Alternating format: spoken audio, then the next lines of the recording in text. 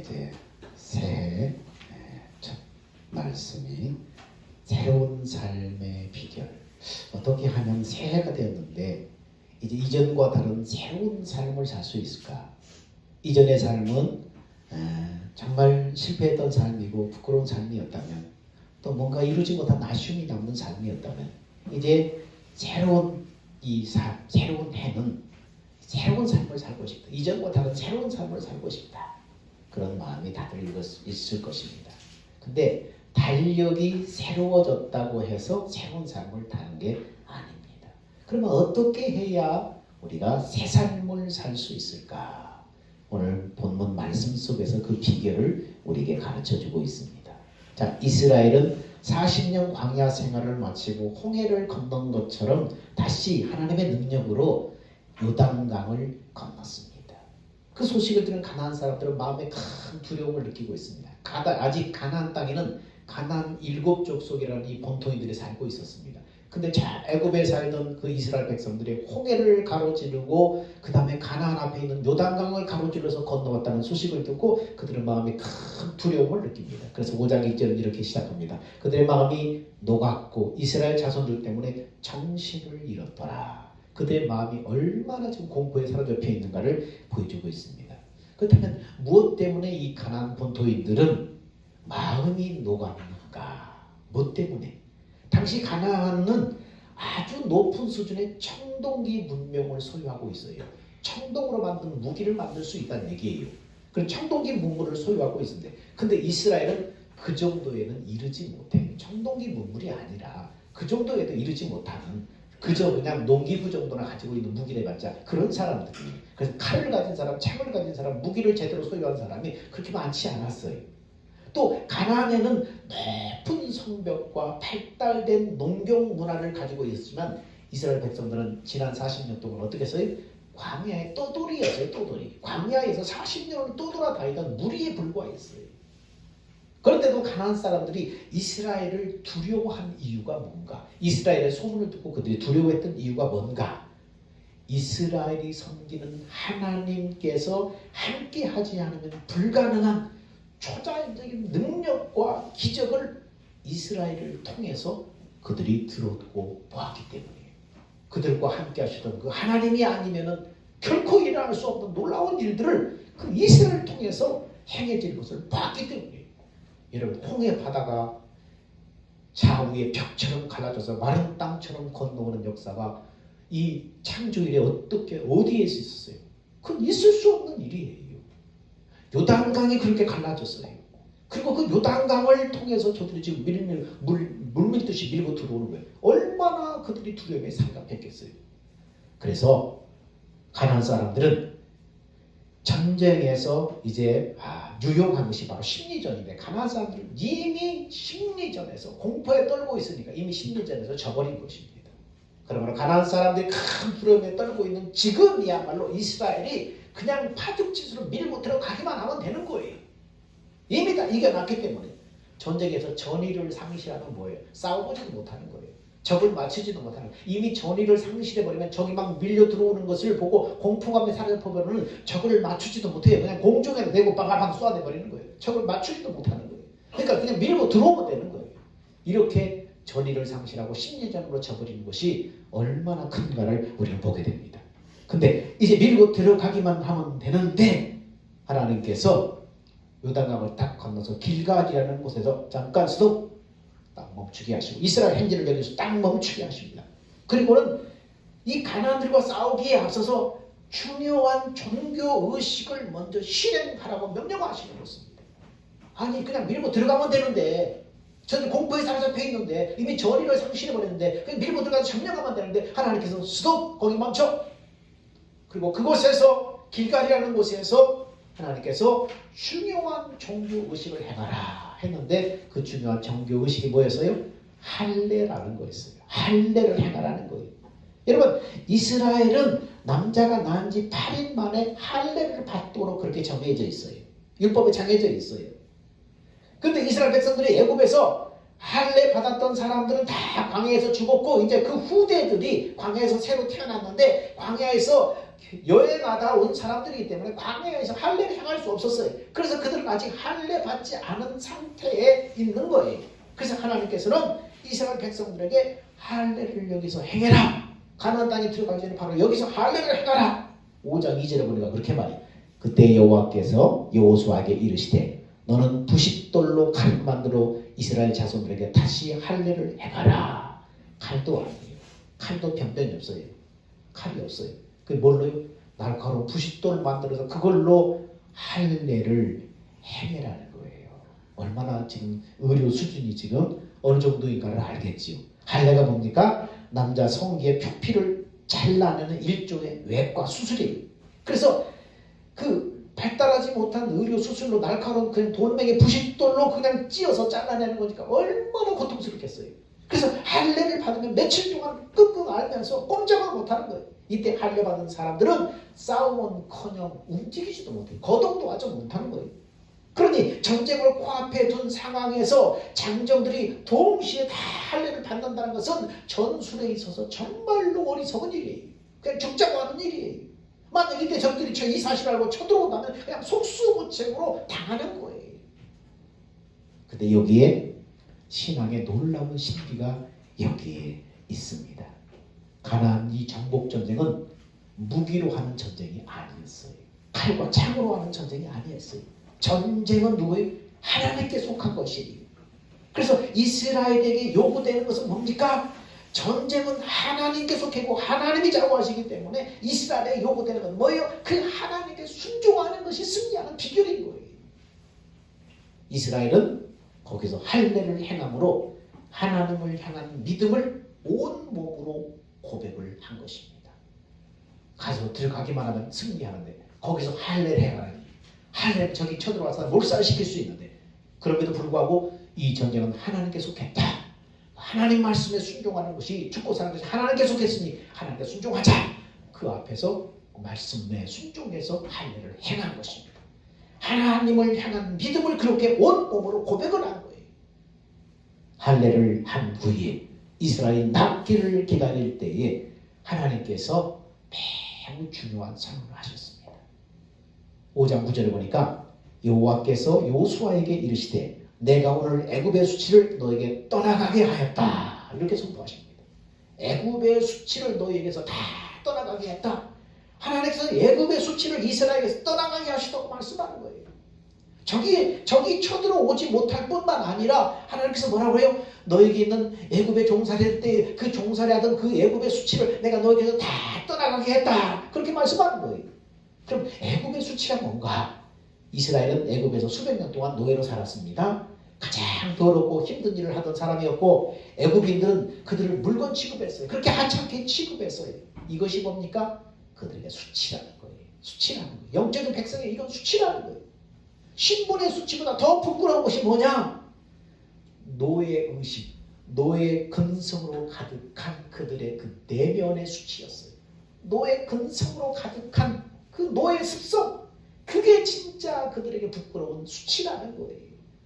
노예는요, 습성적으로 오늘 하루 얻어맞지 않고 배부르게 먹을 수 있다면 그냥 부러울 것이 없는 사람들이에요. 자유인이 된다거나 뭐 이런 꿈과 희망 따위는 없어요. 그들은 그냥 패배의식, 절망에 쩔어서 살아온 사람들이에요. 그들이 삶을 좀 더 개혁시키거나 좀 더 이렇게 개선시키려고 하는 의지 자체가 그들에게 없이 그들은 애굽에 수백 년 동안 그렇게 살아온 거예요. 그렇게 노예 정신으로 살아온 거예요. 이렇게 그들 내면에 깊이 자리 잡은 이 노예 정신이야말로, 이 노예 근성이야말로 하나님이 보셨을 때 영적 백성에게 수치였다는 거예요. 우리는 안 돼. 그까짓 항보에 그냥 오늘 하루 잘 먹고 그냥 주인에게 얻어맞지 않으면 다행이지. 뭘 그렇게 한다고, 뭘 바꿔본다고, 꿈도 꾸지 마라. 이게 뭐예요? 노예 근성이에요. 노예 근성. 이스라엘은 출애굽과 동시에 노예 신분에서는 벗어났어요. 근데 아직 그들의 속에 박혀있는 노예 근성, 이것에 대한 사고방식은 바뀌지 않은 거예요. 그들은 노예로 살던 그 생활, 그 기질 그대로 광야로 가지고 나온 거예요. 노예적 성향은 단지 먹고 마시는 일에 집중하는 거예요. 그냥 더 먹고 더 마시고 배부르면 으뜸다 쉬면 끝. 이게 노예 성향이에요. 그래서 풍족하게 먹을 수만 있다면 그들은 그곳이 애굽이든 어디든 상관없어요. 그래서 광야에서 먹을 것이 없어질 때 그들이 뭐라고 했어요? 다시 애굽으로 돌아가자. 그래서 그렇게 말한 거예요. 그들은 뭐 선한 목표나 비전이나 이런 건 없어요. 그냥 득다시 배부르면 끝이에요. 그래서 배고프니까 야 그냥 옛날에 애굽으로 돌아가자. 광야에서 그래서 그렇게 소란을 일으킨 것입니다. 그들은 약속의 땅의 주인으로 사는 것보다 차라리 애굽에서 노예로 사는 것이 더 어울리던 사람들이었다는 거예요. 그래서 하나님께서 이스라엘 백성들을 애굽의 종살에서 풀어낸 다음에 그들을 40년 동안 광야를 끌고 다니면서 뭡니까? 그들이 운명처럼 몸에 배어있던 노예의 기질들, 노예의 정신들, 노예의 습관들, 이것들을 벗겨내는 시간이었어요. 이게 벗겨져야만 진짜 하나님의 백성다운 하나님의 백성이 되기 때문에, 하나님의 자녀다운 자녀가 되기 때문에. 그래서 여호수아 5장 9절에 그렇게 말합니다. 내가 오늘 애굽의 수치를 너에게 떠나가게 했다. 하나님의 이 선언으로 수백 년 동안 짊어지고 다녔던 그 애굽의 수치를 벗어버렸습니다. 이제는 그들은 도망친 노예 집단이 아니라 더 이상 하나님 앞에 불순종하는 백성이 아니겠어요. 순수한 마음으로 하나님을 사랑하는 사람들, 이제는 약속의 땅에 어울리는 하나님의 자녀, 하나님이 주신 축복의 땅의 주인, 축복을 누릴 수 있는 자녀, 그 자녀가 되게 하신 거예요. 이것은 뭡니까? 하나님의 능력으로 단번에 그렇게 만들어버리셨어요. 하나님의 능력으로. 여러분, 우리도 마찬가지. 내가 예수를 만나기 전에 어떻게 해도 이 죄에서 벗어날 수 없는 죄에 놓여 있어요. 죄 자체가 편했어요. 죄 가운데 사는 것이 편했어요. 그런데도 우리를 예수 그리스도께서 죄에서 건져내서 하나님의 자녀가 되게 하셨어요. 근데 우리에게 여전히 뭐가 남아있다고요? 이 죄성이 남아있다는 거예요. 습관처럼 이 죄의 노예로 살아갈 때 그 습관, 기질들이 남아있다는 거예요. 그래서 조금만 경계심이 허물면 어떻습니까? 옛날로 자동으로 몸이 습관처럼 돌아가 버리는 거예요. 일이 안 되고 저 일이 안 되고 일이 안 풀리고 그럼 뭐지까? 옛날 죄의 노예로 살던 습관으로 돌아가려는 기질이 우리 가운데 있다는 거예요. 술이나 마셔버릴까? 짜증나 담배나 피워버릴까? 하나님의 영적인 백성에 어울리지 않는 이 옛날의 그 습관으로 돌아가 보려는 게 있다는 거예요. 이것이 아주 우리에게 남아있을 수 있다는 것입니다. 이게 우리에게 남아있는 것이 이것이 바로 수치라는 거예요. 그러므로 하나님이 이 한 해 정말로 새로운 삶을 원한다면, 하나님이 이 한 해 정말 하나님의 복을 부어주시는 그런 한 해가 되기를 원한다면, 이스라엘 백성이 새로운 땅에 새로운 삶을 살기 전에 애굽의 수치를 벗어버렸던 것처럼, 그래서 그 땅, 축복의 땅에 축복의 주인공으로 살 자격을 만들어줬던 것처럼 오늘 우리가 한 해를 시작하기 전에 생각할 것이 뭡니까? 내게 수치가 무엇인가? 이 죄의 노예를 살던 수치가 무엇인가? 하나님이 나를 바라보실 때 그것이 너의 수치다라고 하는 것이 뭔가? 하나님의 거룩한 자녀로서 네 안에 남아있는 그 죄의 노예에 가지고 있던 그 수치가 뭐냐? 그것이 무언가를 아는 거예요. 이거 하나님의 버리기를 원하는구나. 이것이 하나님이 보셨을 때에 내가 거룩한 백성으로서 이게 수치구나. 이거 벗어버리기를 원하는구나. 하나님께서. 그거 알아야 되는 거예요. 그래서 뭘 버려야 하는지를 알아야 하는 거예요. 그래서 정말로 우리가 신앙의 회복을 원하지만은 그것을 몇 번 도전하다 실패하고 단념해버리는데 때로는 몸부림치고 소용없을 것이라고 생각하는데 환경에 순응하고 사는 것이 운명처럼 여기기도 하는데 그래서 하나님의 나라의 가치를 포기하고 그래서 세상에 살던 방식대로 세상의 가치를 쫓아가 버릴 때가 많습니다. 우리를 수치스럽게 하는 것은 뭡니까? 밖에 있는 것이 아니라 우리 내면 안에 있는 것. 이게 진짜 하나님의 백성으로서 수치인 것. 이게 벗겨져야만 우리는 축복의 환경에서 축복의 주인으로 살 수가 있는 거예요. 여전히 노예 근성 가지고 살면 하나님이 복을 주실 수가 없는 거예요. 수많은 사람들이 예수 그리스도를 만나고 새로운 삶을 살게 되었습니다. 하나님께서는 우리에게는 이런 복된 삶을 약속하셨습니다. 그러나 그 전에 우리의 수치를 굴러버리시는 하나님의 은혜가 있어야 하는 것입니다. 하나님께서는 순종으로 할례를 행한 이스라엘 백성들에게 수치를 떠나가게 하셨어요. 수치가 떠나갔다라고 하나님이 선언했어요. 선언이 얼마나 큰 사건이든지 그곳의 지명까지 바뀌어버렸어요. 그래서 5장 9절에 보니까 그 사건을 그곳 이름을 오늘까지 길갈이라 하느니라. 이 길갈이라는 지명으로 이 지명이 그때 바뀌어버리는 거예요. 길갈은 수레바퀴라는 뜻인데 하나님은 이 구절을 하나님께서 애굽의 수치를 너희 몸에 배어있는 애굽의 수치를 수레바퀴처럼 굴러버렸다 그런 의미입니다. 하나님께서 이스라엘을 따라다녔던 수치, 나쁜 평판, 노예 이력들, 노예 근성들 수레바퀴처럼 굴러서 모두 다 떠나가게 굴러가 버리겠다. 압박과 소름 속에 고통받으며 살아온 날들을 사라지게 했다. 그렇게 하심으로 부끄러운 노예 수치가 사라졌고 그들의 존귀함이 이제 회복되었다. 영적인 백성 하나님의 자녀로서 존귀함이 그 내면에서부터 회복이 되었다. 여러분 내면이 회복이 되면은 밖의 것은 자동으로 회복이 되는 거예요. 아까 우리 김준범 지사님이 하나님 뭐라고 그랬었어요? 네 영혼이 잘된 같이, 영혼은 내면이잖아요. 영혼이 잘된 같이 범사가 잘되고 강건하기를 원하노라. 범사는 보이는 외적인 환경이잖아요. 강건은 육체잖아요. 그러니까 가장 중요한 게 뭐예요? 내면이에요. 영혼이 잘되기만 하면, 영혼이 네가 하나님과의 관계가 건강하기만 하면 범사, 네 몸의 건강 다 잘되고 건강하게 회복된다. 그런 말씀이에요. 여러분 이스라엘이 걷고 있는 수치가 뭐든 간에 그것은 우리 운명이 아니에요. 우리는 이 세상의 백성이 아니에요. 노예로 살던 사람의 백성이 아니에요. 마귀의 종으로 살던 백성이 아니에요. 그건 우리 운명이 아니에요. 하나님께서 이스라엘에게 새 삶을 약속하셨던 것처럼, 복된 삶을 약속하셨던 것처럼 예수 안에 있는 하나님의 자녀된 우리에게 새로운 삶을 하나님이 약속하셨어요. 그래서 고린도후서 5장 17절에 그렇게 말합니다.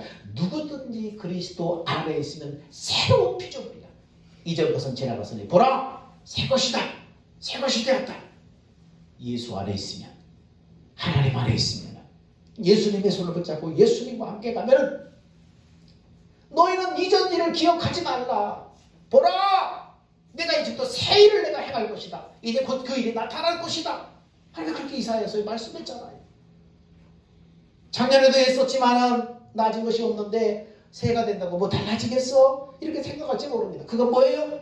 죄의 노예적 습성이, 그 노예 근성이, 마귀 종, 죄의 종으로 살던 노예적 근성이 바로 그런 거예요. 에이 작년에도 뭐 별일 없는데 뭐 올해도 뭐 달라지겠어? 이런 게 바로 죄의 이 노예 근성이에요. 그러므로 노예적인 습관의 모든 절망적인 생각을 뭐예요? 굴러버려야 돼. 낭떠러지 밑으로 다 굴러버려야 돼. 굴러버려야 돼. 아 이건 운명과도 같았던 모든 수치가 굴러가 버릴 수 있다는 여러분 믿음과 기대를 가져야 돼요. 내 평생의 삶 속에 운명처럼 짊어지고 다녔던 변하지 않는 것들, 안 된다고 하는 것들, 그 모든 수치 다 하나님이 굴러가 버릴 것이다. 이 믿음과 기대를 가져야 돼. 그리고 스스로 용기 있게 선언해야 돼. 이렇게 사는 것은 하나님의 백성다운 삶이 아니야. 이것은 하나님의 백성다운 삶이 아니야. 하나님의 자녀다운 삶이 아니야. 벗어버려야 돼. 굴러버려야 돼. 과감하게 끊어버려야 돼. 그리고 자신을 신앙 안에서 스스로에게 자신을 설득을 해야 돼. 나에게 그리스도 안에 풍성한 삶이 약속됐다. 나는 하나님의 능력으로 더 나은 삶을 살 수 있다.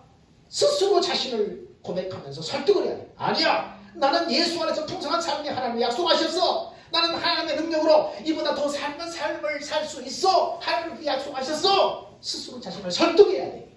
이런 결단 속에서 우리의 믿음은 단절해지고 하나님을 바라보며 살아갈 소망이 우리 마음 가운데 가득해지는 것입니다. 여러분 그런 여러분 되기를 축원합니다. 수백 년 동안 이스라엘을 붙들고 다녔던 수치가 떠나가는 일이 언제 일어났던가요? 뭐 할 때요? 그들의 노예 근성으로 안 된다 불평이나 하고 그냥 듣 따지고 배우면 그냥 그걸로 끝이고 뭐 비전, 꿈, 자유, 더 나은 삶 이런 거 끝도 꾸지 않았던 이 그들을 붙들고 다녔던 이 수치, 이 노예적인 근성이 언제 떠나갔는가? 할례를 받을 때. 그렇다면 하나님께서는 왜 할례를 받고 난 다음에 이스라엘 수치를 굴려버리셨는가? 이것을 알기 위해서는 먼저 할례의 의미를 알아야 돼요. 할례의 의미. 그러면 그 전이 아니고 왜 할례를 받은 다음에 그게 다 굴려버리셨는가? 이제는 떠나갔다. 이제는 넌 새 백성이다. 너는 이제 거룩한 하나님의 자녀다. 이제 복된 백성이다. 그것이 네 것이다. 하나님 그렇게 선포하셨는가? 왜 할례 받은 다음인가? 그렇다면 할례의 의미가 뭔가를 분명히 알아야 돼요. 할례는 두 가지 신학적인 의미가 있는데 첫 번째는 세상으로 구별되었다. 세상으로부터 너는 구별되었다. 이런 뜻입니다. 이스라엘 백성들은 세상 사람과 구별되었다는 뜻이에요. 이 사실을 마음에 새기도록 하나님께서는 이스라엘 백성에게 할례를 행해라. 그래서 너는 세상 백성과 다른 백성이야. 이걸 네 마음에 새겨라. 그 의미로 할례를 행하라고 하신 것입니다. 하나님의 백성의 수치는, 하나님의 자녀의 수치는 물질적인 가난이 아니에요. 사회적인 지위가 낮은 게 아니에요. 세상 지식이 모자란 게 아니에요. 그게 수치가 아니에요. 하나님의 백성의 수치, 하나님의 자녀의 수치는 세상 사람들로부터 거룩하게 구별되지 않은 거예요.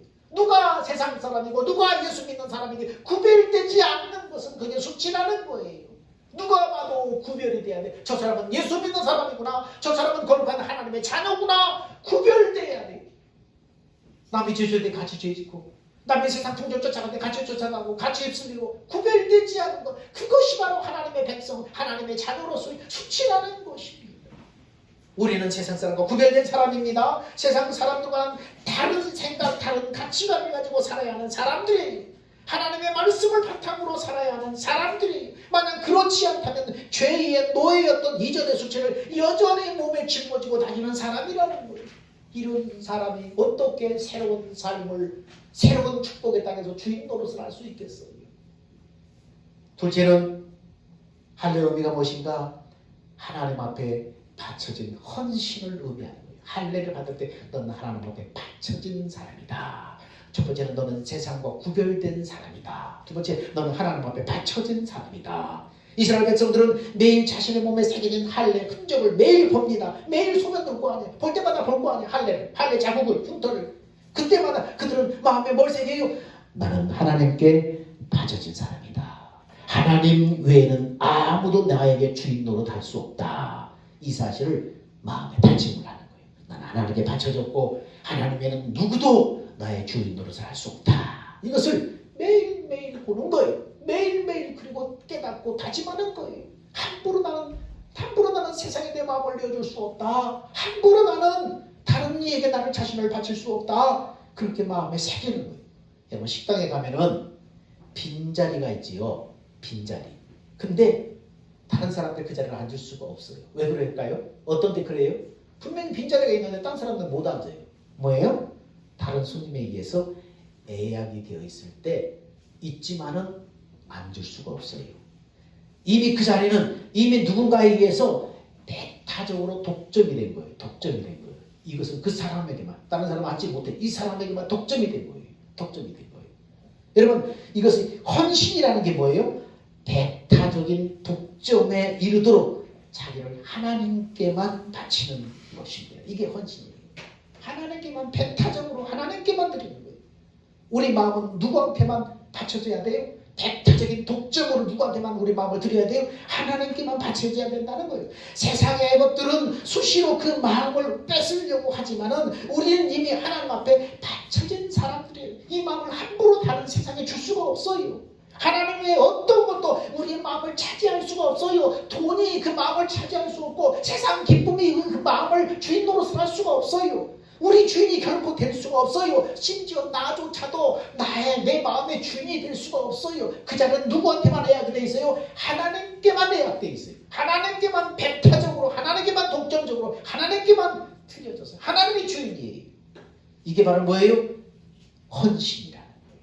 할례는 그런 의미를 가지고 있다는 거예요. 이스라엘은 자신의 몸에 새겨진 할례 흔적을 보면서 하나님을 향한 이런 헌신을 마음에 깊이 새겼다는 거예요.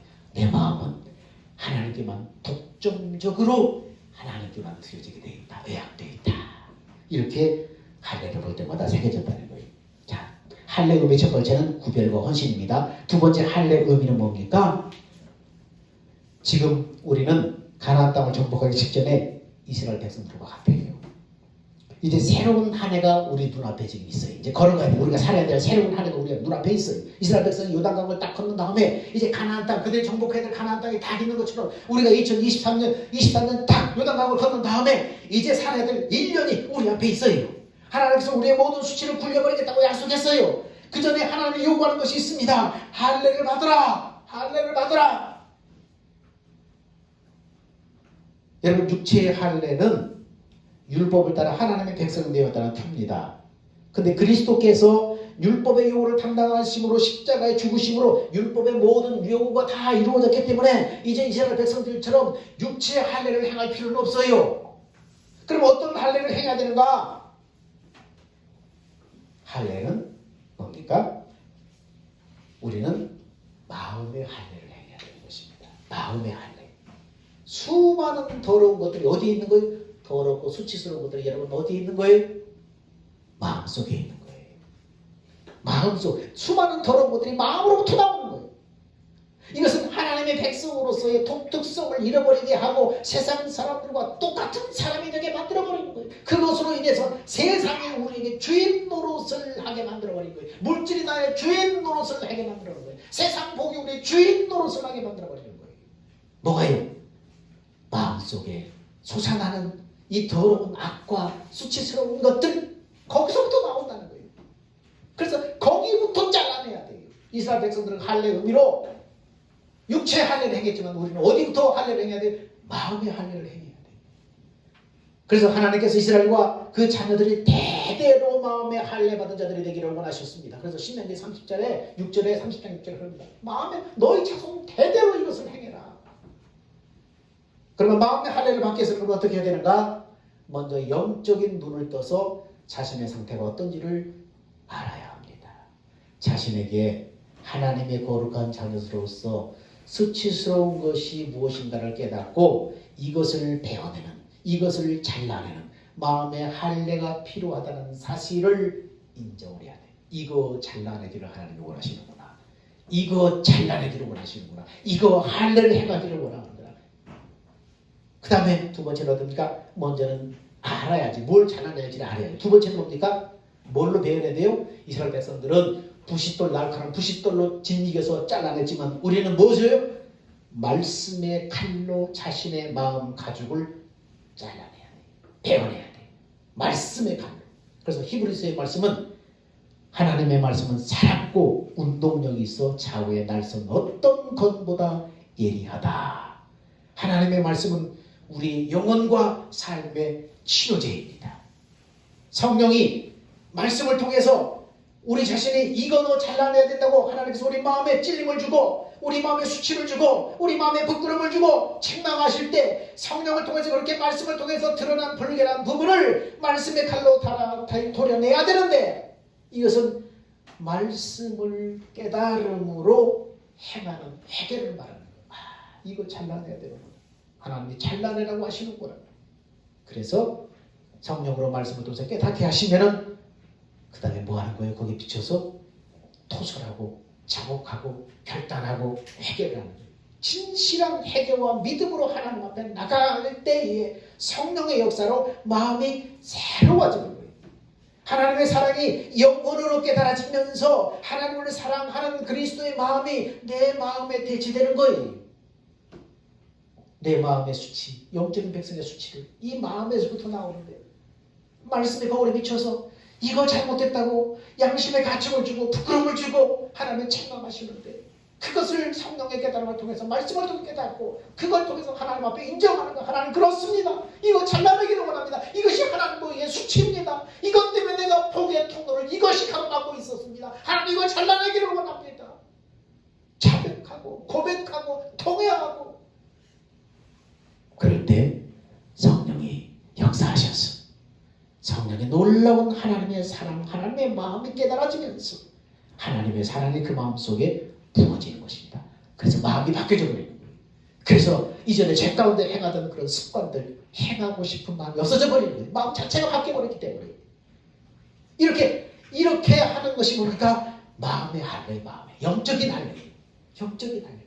말씀 앞에서 나의 수치와 나의 부끄러움, 이 죄악된 노예 근성, 이 하나님의 백성이 아닌 세상 백성으로 살 때 살았던 그 가치관들, 이게 부끄러움 하나님 앞에 수치구나. 거룩한 백성의 수치구나. 하나님 이걸 슬퍼하시는구나. 말씀의 거울로 성령을 통해서 깨닫게 될 때에 토설하고 그렇습니다. 인정하고 꺼내놓고 자복하고 이것이 내 복을 가로막는 하나님의 거룩한 백성으로 살지 못하도록 막는 복의 통로를 막는 방향으로였구나. 가슴을 치며 통곡하고 쏟아붓고 이제 잘라버리고, 그럴 때 하나님의 사랑이 싹 심령 속에 밀려오면서 마음 자체가 바뀌어버리는 것입니다. 마음이 성령께서 마음을 바꿔줘 버리는 것입니다. 이런 것이 뭡니까? 마음의 할례를 받는 거예요. 이런 마음의 할례를 받을 때에 우리는 그때부터 새로운 삶을 살게 됩니다. 하나님께서 우리의 겉모양 바꾸는 것이 아니라 먼저 마음의 변화를 원하십니다. 모든 삶의 변화는 어디서부터 시작되는 거예요? 거기서부터 시작되는 거예요. 2023년 이 한 해가 하나님이 여러분의 약속의 땅의 주인공의 주인으로 살게 하시려면 오늘 마음의 할례를 행함으로 이제 첫걸음을 걸어야 되는 것입니다. 이거 그대로 안고 가다가는 어떻습니까? 안 돼요. 하나님이 여러분에게 마음껏 복을 주실 수가 없어요. 막 주인 노릇할 수가 없어요. 삶이 변화될 수가 없어요. 수치를 굴려버려야 됩니다. 우리가 풍성한 삶을 살지 못하는 것은 단지 환경 때문이 아닙니다. 우리의 마음이 불결하니까, 하나님께 구별되어 있지 않으니까, 하나님께 받쳐지지 않으니까 하나님께서 마음껏 복의 통로를 열어줄 수 없는 거예요. 지난해 실패한 삶의 수치가 바로 여기 있습니다. 하나님의 자녀이면서 세상 자녀처럼 세상 사람처럼 살았고, 하나님의 사랑에 매여 있으면서 세상에 번영하고자 그 물질의 욕망에 벗어나지 못하는 것, 이것이 우리 수치고 모든 불결함을 품고 있는 마음의 가죽입니다. 이것을 베어버리라고 하나님이 말씀하고 있는 것입니다. 신앙에는요 중간지대가 없어요. 적당한 양쪽에 발걸치는 중간지대는 없어요.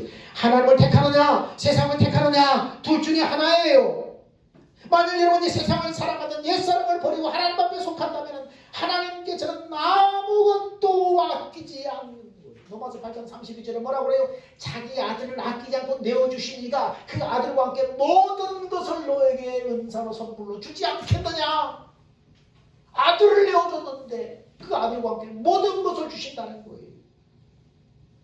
세상을 살아갔던 옛사람을 버리고 네가 하나님 편에 속한다면 하나님은 모든 것을 아끼지 않는다. 하나님께서 우리의 모든 수치를 굴려버리시고 그리스도 안에서 풍성한 복을 베풀어 주심하고 약속하십니다. 내가 온 것은 양으로 생명을 얻게 하고 풍성한 삶을 살게 하려 함이라. 그렇게 약속하고 있습니다.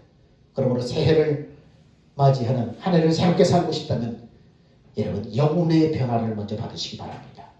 마음의 할례를 받아서 마음을 새롭게 하십시오. 그 마음의 인격이 그리고 삶이 거기부터 흘러나옵니다. 마음의 할례를 받아서 마음을 새롭게 함으로 새해는 이 새로운 하나님의 약속의 이 축복의 땅에 여러분이 주인이 되시기를 주의 이름으로 축원드립니다.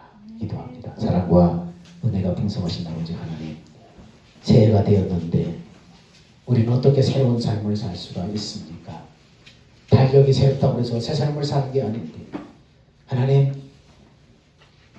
약속의 축복의 땅 가나안을 앞에 두고 하나님께서 이스라엘 백성들에게 할례를 행하라 말씀하셨습니다. 그 말씀에 순종해서 할례를 행할 때 가나안이 정복되고 그들이 가나안의 주인이 되었습니다. 오늘 우리가 2022년이라는 요단강을 건너서 2023년 새로운 가나안 땅에 들어섰습니다.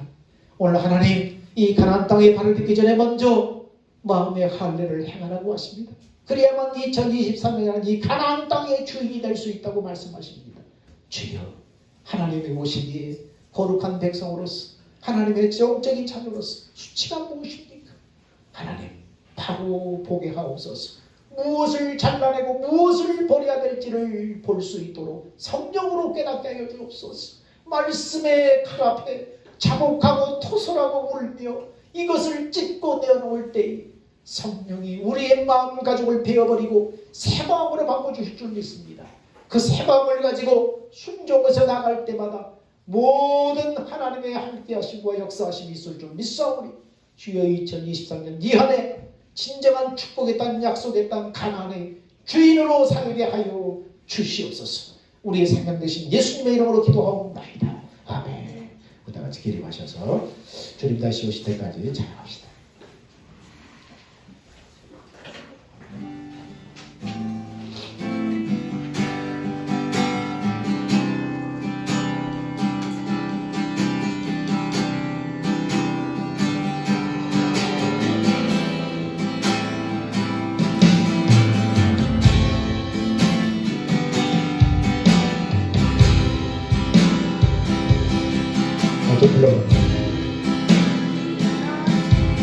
오실 때까지 나는 이 길을 가리라.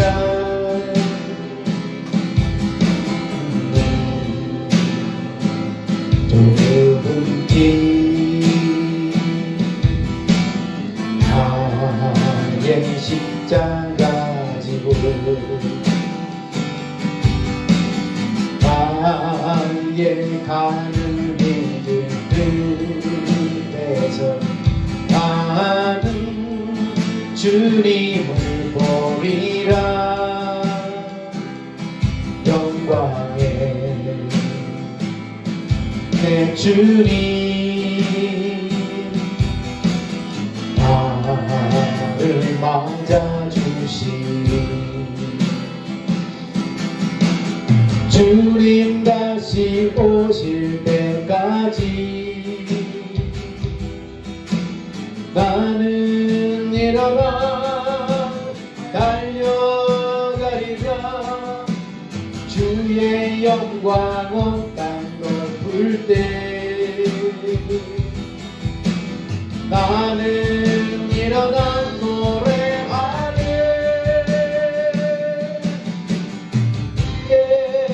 예상하는 저에게 온 세상 구주시러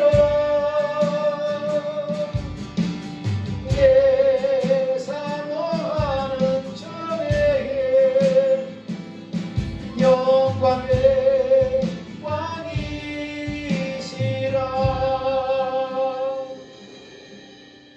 이제는 우리 주 예수 그리스도의 은혜와 하나님의 사랑하신 부와 성령의 내주 교제 교통 인도하심이 2023년 이 한 해 새로운 가난의 주인으로 살기 원하는, 그래서 마음의 할례를 베품으로 새로운 마음으로 새 출발하기를 원하는, 그래서 가나안 땅의 새 주인이 되기를 원하는, 물질의 주인인 환경의 주인이 되기를 원하는 사랑하는 성도들의 그 믿음과 결단과 그 의지 위에 이제부터 영원 무궁토록 함께 있을지어다. 아멘.